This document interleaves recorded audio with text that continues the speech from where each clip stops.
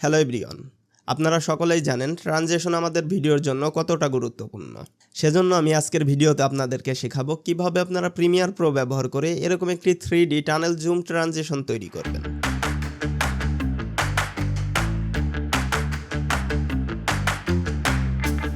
তাই কথা না বাড়িয়ে চলে যাওয়া যাক প্রিমিয়ার প্রোতে।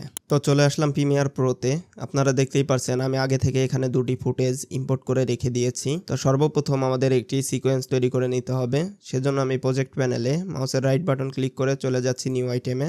নিউ আইটেম থেকে সিকোয়েন্স, এখান থেকে সেটিংয়ে গিয়ে আমি 30 ফ্রেম রেটের একটি ফুল এইচডি সিকোয়েন্স সিলেক্ট করে নিলাম। তারপর আমি এখান থেকে ওকে প্রেস করে দিচ্ছি। এখন আমাদের প্রথম ফুটেজটিকে সিলেক্ট করে টাইমলাইনে এনে আমরা ছেড়ে দিব। তারপর আমরা আমাদের টাইমলাইনটিকে একটু জুম করে নিব।